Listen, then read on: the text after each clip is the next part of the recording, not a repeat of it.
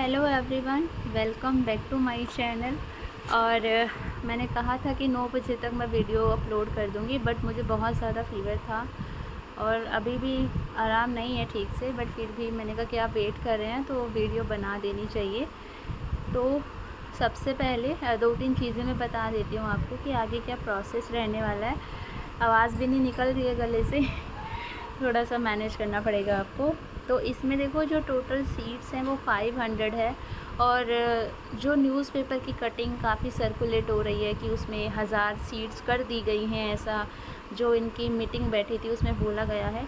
तो ऐसा कहीं कोई नोटिफिकेशन नहीं आया है न्यूज़पेपर में, तो पता नहीं क्या क्या छपता है, तो हम सब चीज़ों को सच नहीं मान सकते हैं। तो मैंने 1000 सीट्स के रिगार्डिंग मेल किया हुआ है। कुछ भी रिप्लाई आता है मैं आपके साथ शेयर करूंगी, क्योंकि कॉल तो उठा नहीं रहे हैं यूनिवर्सिटी वाले। उठा क्या रहे हैं, फ़ोन लग ही नहीं रहा है। दूसरी बात है, टोटल कैंडिडेट यहाँ पे कितने हैं, 2828 है ना, 2828 है टोटल कैंडिडेट लिस्ट के अंदर। अब काफ़ी कैंडिडेट कंफ्यूज हो रहे हैं कि मैम ये स्कोर कौन सा स्कोर माने। देखो, ये ग्रेजुएशन का या यूजी पीजी का स्कोर है आपका, इससे आपको कोई लेना देना नहीं है। आपका ये वाला स्कोर है। अभी काफ़ी कहेंगे मैम किस बिहाफ पे ये लोग मेरिट निकाले हैं। भाई, ये कोई मेरिट वेरिट नहीं निकालते हैं, इन्होंने सिंपली सीक्वेंस में नंबर लगा के दे दिए हैं आपको। अब यहाँ पे जो यूआर है, अनरिजर्व कैटेगरी है, उनका जो हाईएस्ट स्कोर है वो 64 है, ओबीसी का 58 है और ईडब्ल्यूएस का 56 है, एससी का 53 है हाईएस्ट स्कोर इस लिस्ट में, और एसटी का 51 है। अब यहाँ पे मैं बता दूँ कि जो हैंडीकैप्ड हैं या जिनके बच्चे हैंडीकैप्ड हैं या फिर जिन्होंने आरसीआई से जैसे इन्होंने ये आरसीआई अप्रूव्ड किसी ने अगर किया हुआ है प्रोग्राम कंप्लीटेड, तो उसको 10 नंबर का रिलैक्सेशन मिलने वाला है। फॉर एग्ज़ाम्पल, एक बार हम एक एग्ज़ाम्पल देख लेते हैं। जैसे ये जो हमारा 26 नंबर पे है पुष्पराज सिंह 22, ठीक है, सॉरी अगर गलत प्रोनाउंसिएशन किया हो तो। इनके 52 मार्क्स हैं और ये पर्सन डिसेबल हैं और फिज़िकली हैंडीकैप्ड हैं।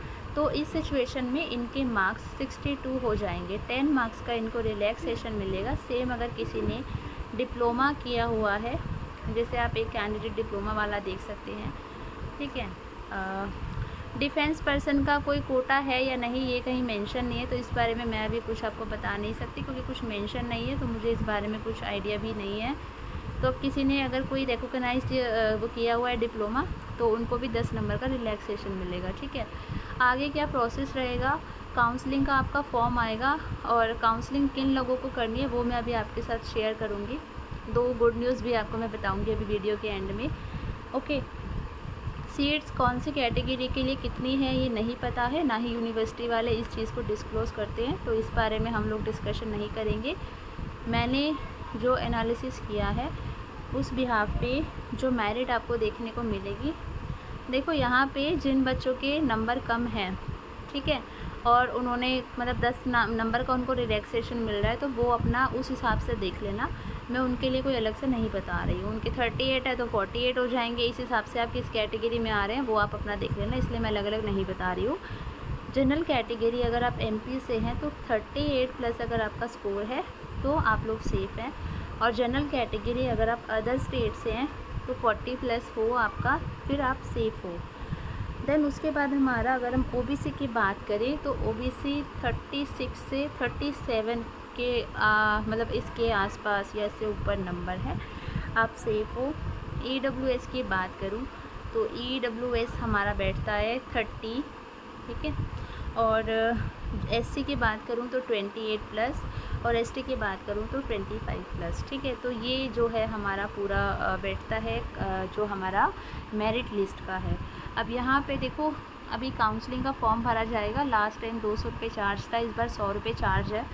उसमें आप ना अपने स्टडी सेंटर चूज़ करते हैं कि आपको कौन कौन से स्टडी सेंटर चाहिए। अपनी प्रेफरेंस के अकॉर्डिंग आप सारे भर दीजिए, क्योंकि मान लीजिए आपने 2 ही भरे और उस 2 में बच्चे कंप्लीट हो गए और आपके नंबर अच्छे हैं, लेकिन जो पहले एडमिशन मतलब जिनके जो उस स्टडी सेंटर में बच्चे हैं उनके नंबर तुमसे ज़्यादा अच्छे हैं, तो फिर आपका नहीं हो पाएगा।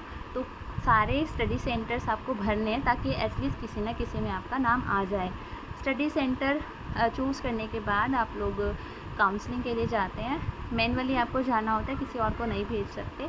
जितने भी डॉक्यूमेंट्स हैं आप लोग लेकर जाएंगे, काउंसलिंग कराएंगे और उसके बाद जो है सीट अलॉटमेंट होती है वो आपको पर्सनली मैसेज आता है इस चीज़ के लिए, ठीक है। उसका शेड्यूल जारी होगा, वो मैं शेड्यूल आपके साथ डिस्कस कर दूँगी कैसे कैसे करना है, और काउंसलिंग फॉर्म कैसे भरना है ये भी मैं आपको बताऊँगी। तो यहाँ पे ये चीज़ है, ठीक है। अब 2 गुड न्यूज़ मैं आपको बता देती हूँ। देखो, फर्स्ट ये है कि मैं अपनी तरफ से बोल रही हूँ, पर्सनली मेरा सजेशन है कि जिन भी कैंडिडेट के 25+ मार्क्स हैं, चाहे वो किसी भी कैटेगरी से बिलोंग करते हैं, किसी भी कैटेगरी से, जनरल, ओबीसी, एसटी, एससी या अदर स्टेट कहीं से भी है, अदर स्टेट वाले मतलब अदर स्टेट वाले तो 30+ का इसको लेके चलना। बाकी जो कैटेगरीज़ हैं अगर वो 25+ हैं तो वो फ़र्स्ट काउंसलिंग में ज़रूर रजिस्ट्रेशन कर देना, क्योंकि जो ये लिस्ट आप लोग देख रहे हैं 28 कैंडिडेट्स की, इनमें से काफ़ी लोग ऐसे होंगे जिन्होंने उत्तराखंड का फॉर्म डाला हुआ है, क्योंकि उत्तराखंड यूनिवर्सिटी टाइमली सारा काम कराती है। मे भी कुछ लोग वहाँ चले गए हैं। दूसरा है, अभी राष्ट्रीय टंडन ओपन यूनिवर्सिटी का रिज़ल्ट आ गया है, काफ़ी लोगों का वहाँ पे सिलेक्शन हो गया है स्पेशल बीएड में, ठीक है, उनका नाम आ गया है। तो काफ़ी लोग इनमें से ऐसे होंगे जो राष्ट्रीय टंडन ओपन यूनिवर्सिटी में जा चुके होंगे, ठीक है। तो उस हिसाब से मैं आपको पर्सनली ये मैं रेफ़र कर रही हूँ कि अगर 25+ मार्क्स है और अगर आप अदर स्टेट से हैं और 35+ मार्क्स हैं आपके, तो आपको ज़रूर फ़र्स्ट काउंसलिंग में जाना चाहिए। और जो आप मैनुअली अपने डॉक्यूमेंट वेरीफाई करवाते हैं उसके लिए आपको एक ही बार जाना है, बार बार नहीं जाना होता है कि आप बार बार काउंसलिंग कराने जाएंगे। एक ही बार जाना होता है, दोबारा नहीं जाना होता है, ठीक है। तो ये जो है हमारा आगे का प्रोसेस रहेगा, और जैसे ही कुछ भी अपडेट आती है फॉर्म के रिगार्डिंग या सीट्स के रिगार्डिंग तो मैं आपके साथ ज़रूर शेयर करूँगी। और जिनके नेगेटिव मार्क्स हैं, देखो लास्ट टाइम हो गया था क्योंकि काफ़ी बच्चे कम थे, इस बार कैंडिडेट ज़्यादा हैं, तो नेगेटिव जो मार्क्स हैं जिनके, वो तो मतलब भूल ही जाओ कि हो जाएगा। उत्तराखंड ओपन यूनिवर्सिटी से फॉर्म आउट है तो आप लोग भर सकते हो, क्योंकि बाद में 4 साल की स्पेशल बीएड करने से अच्छा है कि आप लोग अभी 2 साल वाली स्पेशल बीएड का आपको चांस मिल रहा है, तो आप कर लो, ठीक है।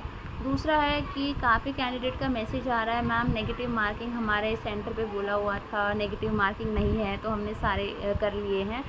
तो हमेशा मैं ये चीज़ आपको हमेशा से बोलती आई हूँ, ओरल पे कभी भरोसा ना करें जब तक आपको रिटर्न में कोई चीज़ नहीं मिलती है, ठीक है। अब आपके पास कोई प्रूफ नहीं है, आप किस बिहाफ पे जाके आप यूनिवर्सिटी के मतलब ख़िलाफ़ जाके बोले या उनके बारे में बोले या उनको आप बताएं कि ऐसा ऐसा हमारे सेंटर पे हुआ था। कुछ नहीं हो सकता, सारे कैंडिडेट्स अलग अलग जगह के हैं, कहाँ सारे ये इकट्ठे होंगे, कहाँ जाके बोलेंगे। तो अगली बार अपनी लाइफ में भी ये चीज़ ध्यान रखना कि रिटर्न होना बहुत ज़रूरी है चीज़ें। बाकी अब तो जो हो गया सो हो गया, और अगर 1000 सीट्स हो जाती है तो डेफ़िनेटली सबका हो ही जाएगा, मतलब सबका इन द सेंस कि जिनके नेगेटिव मार्क्स नहीं हैं, नेगेटिव मार्क्स वालों को छोड़ के बाकी सबके चांसेस है कि हो जाएगा। लेकिन अगर 500 सीट्स है तो थोड़ा सा कंपटीशन आपको देखने को मिलेगा, तो ये चीज़ है, ठीक है। और हाँ, नेगेटिव मार्किंग 1 बाय 1 की बता रहे हैं मुझे सब, मतलब कमेंट भी आए हैं, मैसेज भी आए हैं। जैसे फॉर एग्जांपल 90 क्वेश्चंस थे आपके टोटल, आपने 60 क्वेश्चंस अटैम्प्ट किए हैं, 60 में से आपके मान लीजिए 20 क्वेश्चन गलत हैं, तो 40 नंबर आपके आ गए। अब 20 क्वेश्चन जो गलत है, एक क्वेश्चन का 1 नंबर कटेगा, ठीक है, ऐसा 1 बाय 1 में होता है। तो 40 में से 20 भी कट जाएगा, तो आपके टोटल 20 मार्क्स बचेंगे यहाँ पे, ठीक है, जो कि बहुत तगड़ी वाली नेगेटिव मार्किंग है। ऐसी तो कॉम्पिटिटिव एग्ज़ाम में भी नहीं होती है हमारे, जो कि इन्होंने यहाँ की हुई है। तो यही है। सो वीडियो कैसी लगी आप लोग मुझे कमेंट करके ज़रूर बताना। किसी का कोई डाउट हो तो कमेंट करके पूछ लेना, और होप मैं सही हो जाऊँ तो आपके लिए और वीडियोज़ लेकर आऊँ, आपके डाउट्स काफ़ी अभी रहते हैं। ओके, कोई सजेशन हो तो वो भी आप लोग मुझे कमेंट करके बता सकते हैं। Thank you.